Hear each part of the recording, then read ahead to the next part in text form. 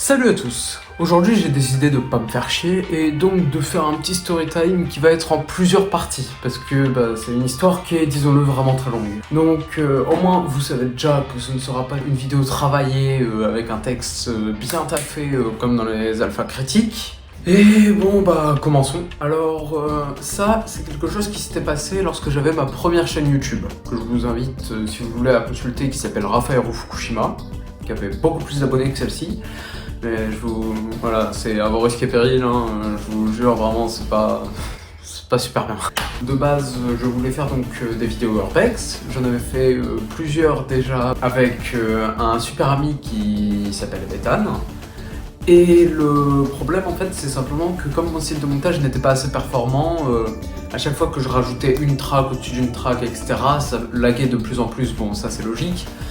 Mais au bout d'un moment, il fallait en fait que je sépare la vidéo en plusieurs vidéos que je rassemble à la fin. Et c'était ultra galère parce qu'après je pouvais rien changer s'il y avait des trucs qui allaient pas, etc. Et en plus le floutage, comme je pouvais rien bouger, voilà, c'était vraiment pas beau et j'ai décidé d'arrêter là. Malheureusement, vous aurez pas beaucoup d'images d'illustration à part celles des personnes qui étaient avec moi, puisque à cette époque-là, mon téléphone était relié au compte de mon père. Et donc en gros, quand il a vu les vidéos que j'avais capturées d'un urbex, il s'était dit juste c'est quoi ça? Et après il a tout supprimé, il n'y a plus rien maintenant sur mon téléphone. Et je vais donc commencer à vous raconter l'histoire. Donc, à cette époque on avait fait beaucoup d'urbex. On cherchait en fait dans notre ville, qui était un petit village qui était principalement connu pour un duc de la fin des temps modernes pendant la Révolution française qui protégeait les droits des personnes de couleur. Si je ne me trompe pas, hein, bien évidemment, parce que j'ai rien recherché du tout avant la vidéo. Donc on cherchait en fait comment visiter ce château, et en parlant à nos potes, etc., s'ils avaient des idées, il y en a un qui s'appelait Elian, qui nous a répondu « Ah si, moi, je sais où est-ce qu'il est le château, si vous voulez, je peux vous y emmener. » À partir de là, en fait, notre groupe de potes, il va commencer à se souder, un groupe spécialement fait pour l'urbex, qui sera donc l'urbex du château. Et à partir de là, en gros, on aura tout ce groupe qui sera formé et qui aura pour but justement de faire l'urbex un mercredi, qui sera repoussé mercredi par mercredi parce qu'on n'aura pas toujours la capacité. Et qui sera donc un jour J, quoi, qui sera un incroyable moment où on tombera dessus. On a donc organisé le voyage, voilà, c'est un grand mot. On a tous demandé à nos parents si on pouvait y aller. Pour les miens, ils ont répondu oui, bien évidemment, sinon je vous en parlerai pas. Et le groupe, il se constitue comme ça. Il y avait déjà Ethan, mon super pote avec qui j'ai fait plein de d'urbex qui devait paraître sur mon ancienne chaîne. Il y a donc aussi Nat, qui était un pote qu'on connaissait aussi depuis longtemps, qui a la particularité d'être extrêmement petit, et il organisait le voyage avec Elian. Elian, donc, c'est celui qui connaissait tout par rapport à ça, puisqu'il habitait dans le même village que moi, celui avec le mec de la Renaissance, tout ça, vous avez compris l'idée. Il y avait aussi Matt, qui était là pour filmer lui aussi pour sa chaîne YouTube, parce qu'il en avait une. Et pour finir tout ça, la dernière personne qu'on devait avoir avec nous, c'était Al, ou Alex si vous préférez. On va dire Alex, hein, on va dire Alex. Et ce Alex, malheureusement, il a pas pu parce que sa famille, simplement, elle tient à lui, et au lieu de le laisser aller un peu partout dans sa ville, ils lui ont dit vas-y, calme-toi, tu vas faire tes devoirs pendant toute l'après-midi, hein. Oh. Donc, bien évidemment, tout s'organise, c'est vraiment le feu. Moi je suis ultra content parce que je prépare mon portable, etc. pour pouvoir faire le jour J, tout ce qui est à filmer, etc. Et le mercredi arrive donc, finalement.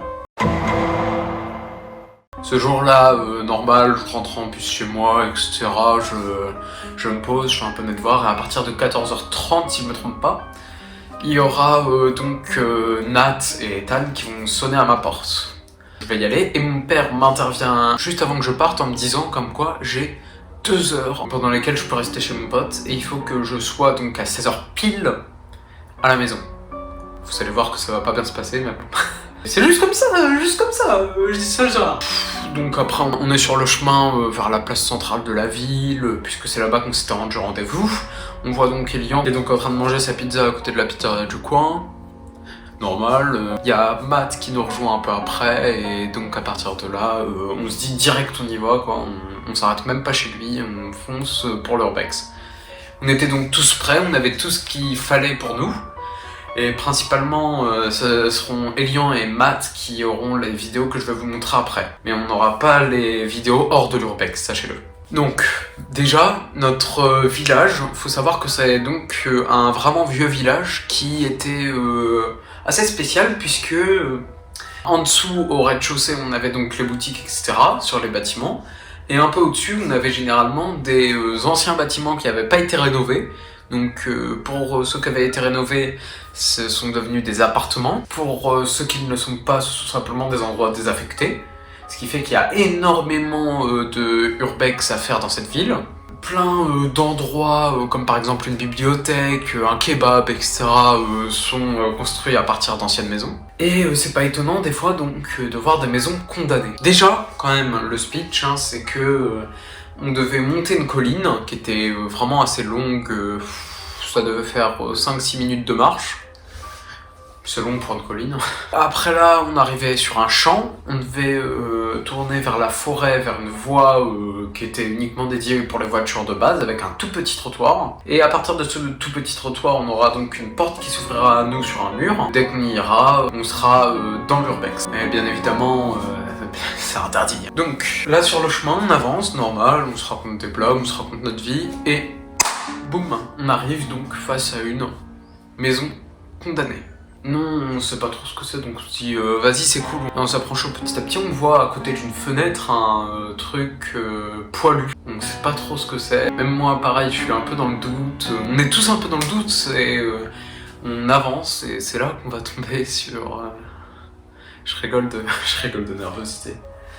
C'est là qu'on va tomber en fait nez à nez avec une tête de mannequin qui était là, posée sur la fenêtre, sans aucune raison apparente. Alors au lieu de prendre ça pour un truc de possession démoniaque, Matt et Elian ont commencé à se faire des shoots avec. La jeunesse.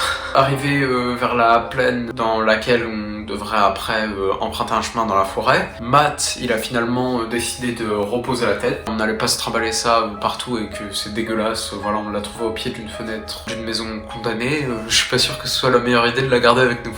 Donc on le regarde depuis tout en haut de la colline, il redépose la tête et donc on repart. On arrive jusqu'au chemin à l'intérieur de la forêt sur lequel d'un côté il y a un mur et de l'autre il y a vraiment que des arbres, c'est vide. Et en passant justement à côté, on a aussi vu un commissariat. Vous sentez une douille venir. Bon, ça va pas venir tout de suite, hein, mais je vous préviens quand même au cas où. Hein. On arrive donc face à la porte, qu'on va donc emprunter. Et à partir de là, on va aller se frayer un petit chemin à l'intérieur de la végétation. Et on va tomber sur un grand bâtiment. On sait pas ce que c'est. C'est magnifique tous les tags qu'il y a, toute l'herbe qu'il y a, mais en tout cas, par contre, quelque chose est sûr, c'est que ce n'est pas un château. Ce n'est pas le château du noble de la Révolution française. C'est justement, quand on a commencé à le visiter, on pensait en fait que c'était un hôpital. À vrai dire, les images parlent d'elles-mêmes, on ne sait pas trop ce que c'est.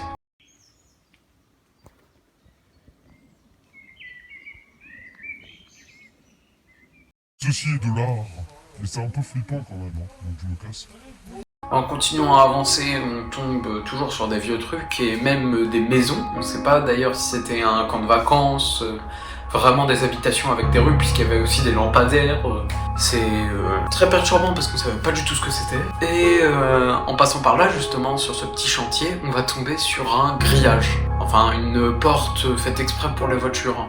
Et on verra en fait que derrière, c'est là qu'on comprendra que le truc de la police, qu'on ne savait pas trop ce que c'était, il est juste à côté de l'urbex. Cet endroit, c'était en fait un camp de prisonniers, si je ne me trompe pas, où c'était toute une rue bétonnée avec des maisons sur le côté, des maisons qui appartiennent, je pense, probablement, ou dans lesquelles vivent les prisonniers. Je sais pas trop ce que c'était à vrai dire, mais je pense plutôt sur cette hypothèse, et donc il y avait forcément des personnes de la police qui y étaient. Donc on continue l'urbex, on découvre beaucoup de choses, d'ailleurs même une maison dans laquelle il y aura une cave très profonde, toute noire. Je vous laisse montrer les images qui sont extrêmement dérangeantes. Non, il va y avoir la dame blanche et tout, elle va me faire... bah excuse-moi. Avec sa fille, avec sa fille. Attends. Avec sa fille. On va rappeler la table blanc, la vidéo. Regardez ça, moi. Non, c'est inondé. Non, c'est inondé, on se faisait rappeler. Non. Allez, moi, je suis en chose de night. Attends, il y a des toiles d'araignée partout. J'ai honte de moi-même, vous pouvez pas savoir à quel point. Donc là, nous on était un peu dans notre délire, on avait toujours pas remarqué en fait qu'il y avait pas le château, mais on se disait pas grave de toute façon, enfin Urbex, hein, dans un hôpital et dans des habitations, c'est quand même vachement cool quand même. Là, on arrive sur quelque chose d'un peu plus serious business, puisque en fait, en empruntant un chemin dans la forêt, etc. en ce moment, puisque je courais partout quoi, je suis un gamin toujours comme aujourd'hui quoi, ou plutôt j'étais un gamin toujours comme aujourd'hui. On va finalement donc tomber sur un château qui est magnifique, vraiment, ça sera ultra cool. Elle est hyper bien. Attends, je vais prendre un... Et comme des cons, nous, au lieu de commencer à le visiter, on s'est dit oh, mais si on mettait de la dubstep. Donc on met de la dubstep à fond avec nos téléphones, on se fait kiffer quoi, on fait les photos et tout. Il y a tout le monde qui prend des photos, même Nat et Ethan, on est trop contents. Et là, je me permets de faire quelque chose. Voilà, un peu plus sérieux comme ça. Là, on arrive. Donc on est sur le point d'aller au château. On arrête avec notre connerie de dubstep. Et c'est à ce moment-là qu'il y a une voix qui nous interpelle. Une voix masculine et une voix un peu grave.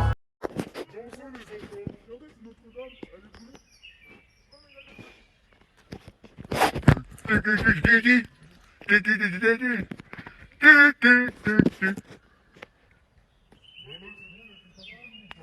suis en train de filmer, mais venez, on rentre.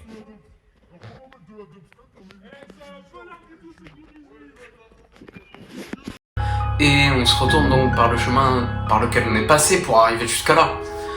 Et on tombe nez à nez en fait avec un groupe de 3 personnes, 3 adultes qui étaient assez petite taille, qui justement on savait pas ce qu'ils faisaient, dont un particulièrement qui nous demandait si nos parents ils savaient ce qu'on faisait là, et comme quoi il fallait qu'on parte. Nous, vu nos corps de beaux gosses, de mecs ultra forts, bah on les a écoutés.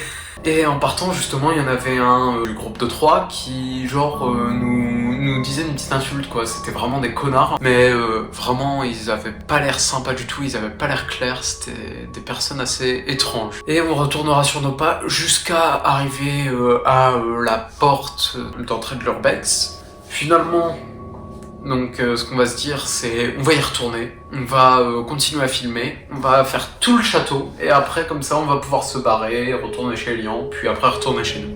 Alors c'est tout pour cet épisode, c'est drôle comme geste ça. Donc c'est tout pour cet épisode, je vous raconterai la suite plus tard. N'hésitez pas à lâcher un gros pouce bleu parce que je suis en temps. Je fais comme dans la première vidéo, lol. Et voilà, à la prochaine vidéo.